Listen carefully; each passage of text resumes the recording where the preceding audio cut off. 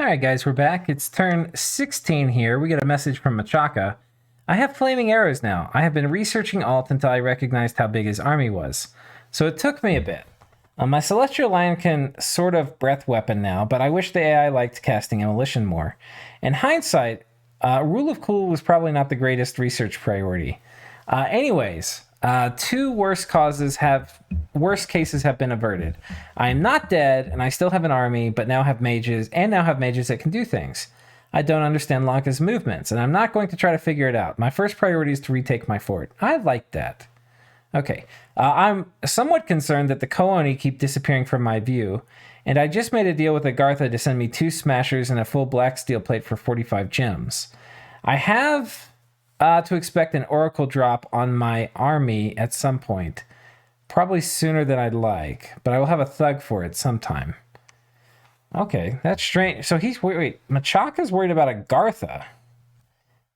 Machaka's worried about Agartha. An oracle drop? Oh, right, the Lankan oracle. Okay.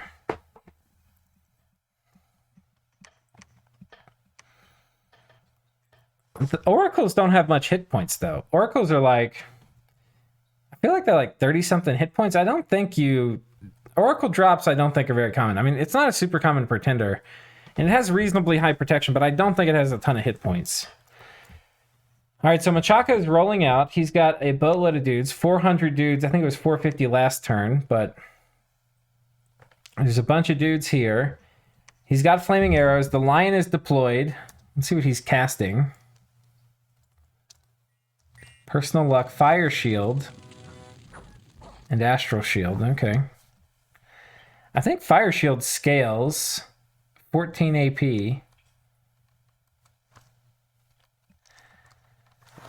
I mean, that's pretty decent against these demons.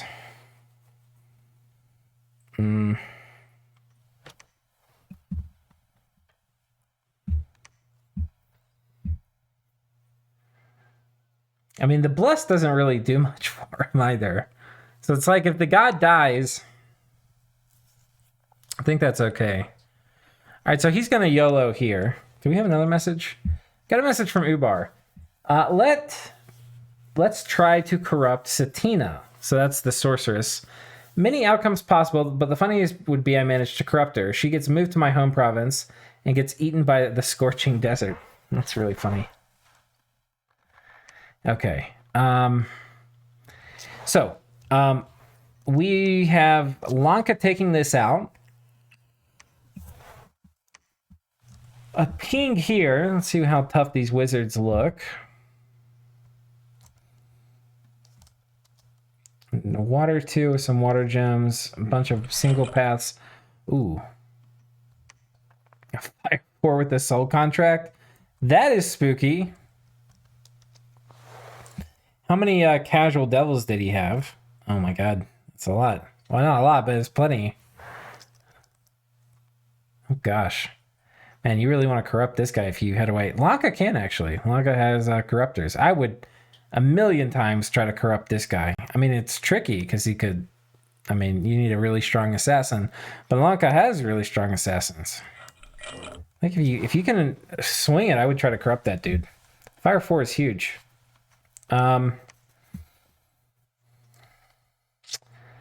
And yeah, so he takes both of these. Looking very good for Lanka. But flaming arrows will fuck him up. This is going to be a really tricky matchup, and I'm not really sure how it will go. It's really just a matter, like, he's going to kill a tremendous amount of stuff every turn with this many flaming arrows, dudes. Right, like a tremendous amount. But he needs, like, screening chaff, whatever he can get. And there's not...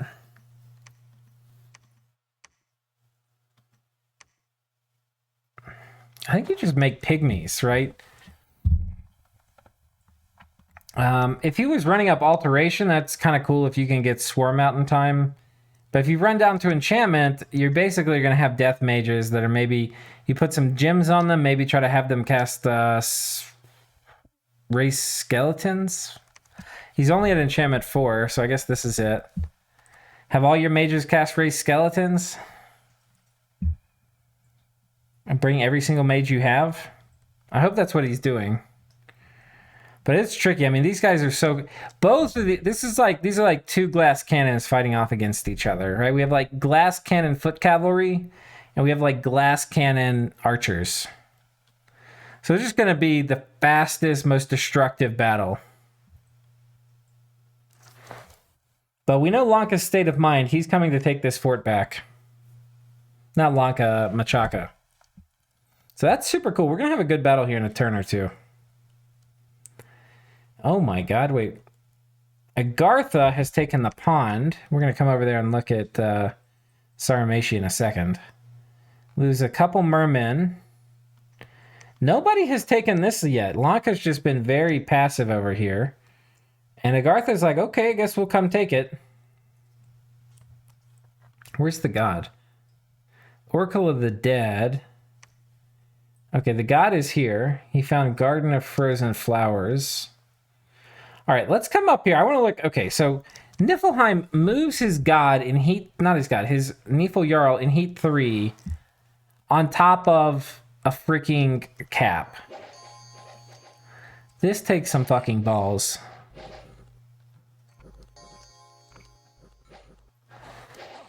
Now you will notice in heat 3 he still does free stuff reasonably quickly. Like exceptionally quickly.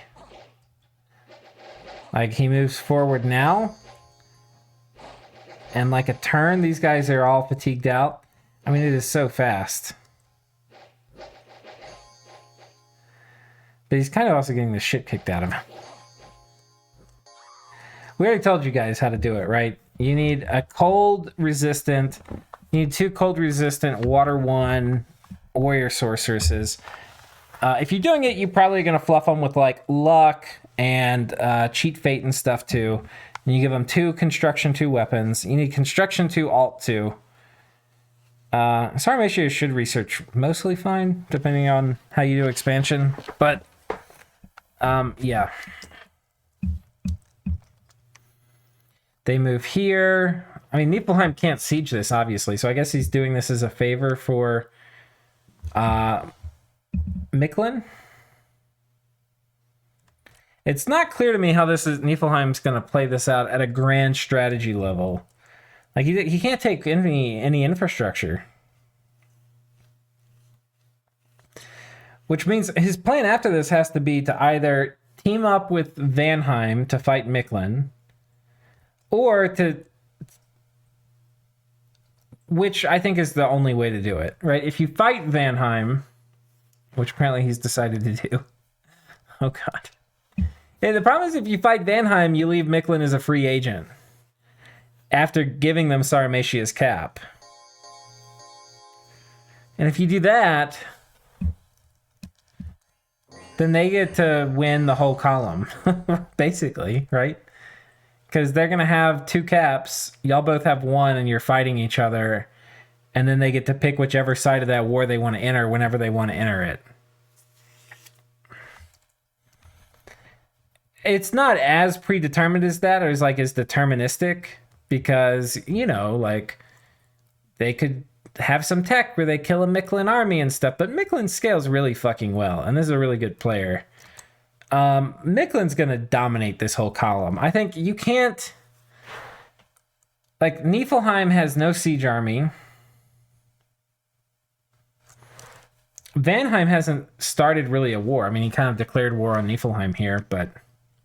Yeah, I don't know. I don't know, guys. This looks super sketch to me.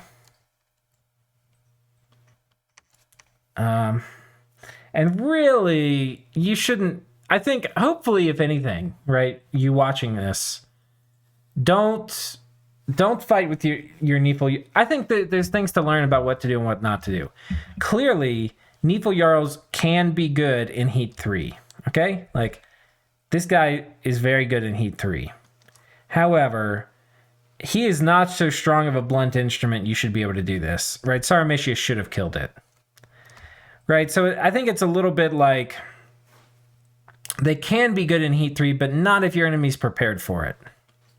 And the enemy in this case should have been. But I just don't know how this goes. Like, Vanheim has stat resist, or he has mostly resist bless. Oh, he lost this to lost this to wolves. That's so funny because this is such a good province too. It's his enchanter province. He's got a commander here ready to make this fort. Oh man, and this could be a clusterfuck if Ubar chooses to join in. This could be so entertaining. Oh man, all right. This is gonna be fun. God, I can't wait to watch how this plays out.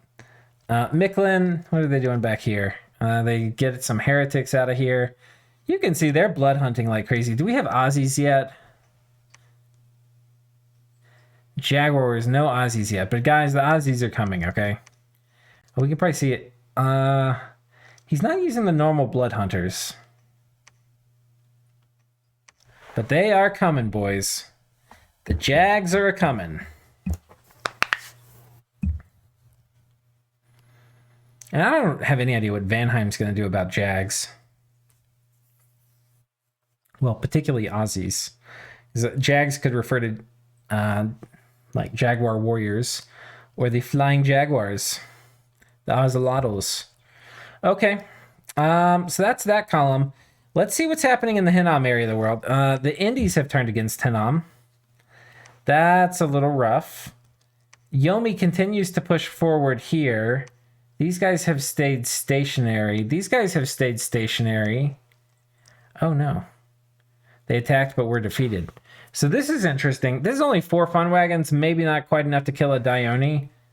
But it's also possible they're nowhere near close. Okay, so he casts Enlarge. Oh. See, that's the thing. These guys with a nature gem, they cast Enlarge.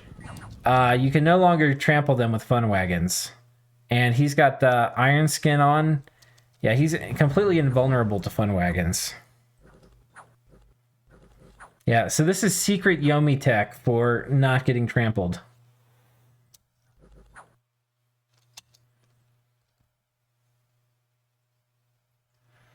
Yeah.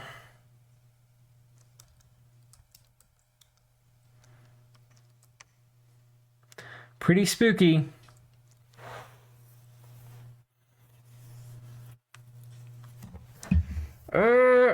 I guess you might need a Melkort now to kill the Yomi, the Dione. I mean, a Melkort with the Holy Scourge will fuck them up. I mean, you honestly don't even really need a Melkort, but...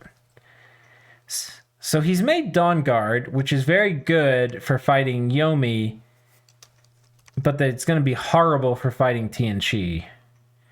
The problem is, if Tianqi attacks you here, you do not want to lose this army to Tianqi. You actually have to evacuate this army here and get it out. And you have to sacrifice this fort now to Tianqi or PD dump it. The problem is, you can't really PD dump this as Hinnom, because Hinnom does not get mini PD. Right? Like Hinnom Fort PD, you get like a few good soldiers. What you want with Tianqi attacking with this is a fuck ton of archers. Right? You do not get that as Hinnom. So... unless Hinnom has some real fancy plans.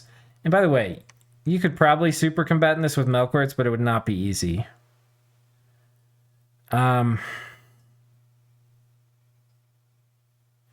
This looks fucking spooky as hell. So the problem Hinnom's in, he has to get this army out, because this army will get wrecked with any amount of PD to Tianqi. The problem is he doesn't really have anything supporting, because he needs to combine armies here to get this army out. So he's got to go. If he sits inside this fort, he's fucked. You do not sit inside this fort here. And ideally, you don't get yourself in this situation where...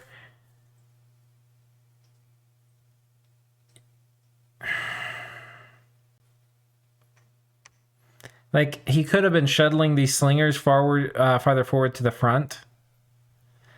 So, like, things have to be in the right position. And what you have to do when you see this Tianqi bless is you have to start slamming archers, right? He needs 200 archers in this fort. It's turn 16. That should be possible.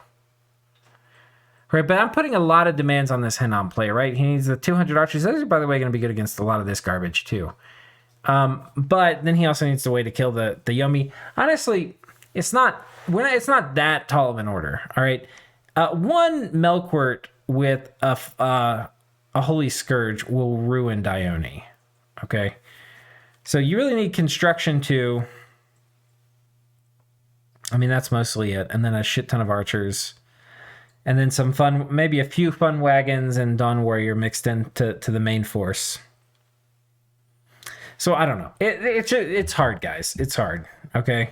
And he's getting 2v1'd a bit. But, you know, as I was saying, this map doesn't really lend itself to stable 2v1s. Because Ubar is a free agent that should be doing something. What he chooses to do, we have no idea. But he should choose to do something. Did he get the sorceress here? No, she's still here. He hasn't gotten her yet. Oh, wait. Oh, he did get her. That lucky bastard. He did get her. What a lucky bastard. So that means he got the robe of sorcery, which is huge. It's basically like a robe of the Magi, but it only works for the sorcery path. So you get... It's a path boosting item and gives you +1 astral, +1 nature, +1 death, +1 blood. And then she's a really good mage too. So that's super nice. I guess that's a bonus of being Yomi. Not Yomi, Ubar. So we'll see. Ubar can take his pick of who to go after. I think based on what he's building, it would probably make a lot more sense for him to go after TNC. But we'll see if he does. It's pretty fast for him to start a war with TNC, though. He could, like, Jin raid a bunch of land all in one turn, move a stealthy army on top of a fort. There's a lot of things he could do. But a shit ton of these archers are going to mess up these dudes. But that's basically it. You know, he stopped this counter raiding, or this little deep raiding by him. Did he kill the commander? Now, the commander lives, so he can try to maybe wheel these guys back. But, I mean, honestly, they're super fucking boned. They're just stuck in the middle of enemy territory. There's not much that can be done. Coming over, looking at TNN, the other elves, they appear to not be fighting anybody yet. Agartha has moved here. We've already talked about Lanka. I think we're done. I think it was a quick one, boys. It's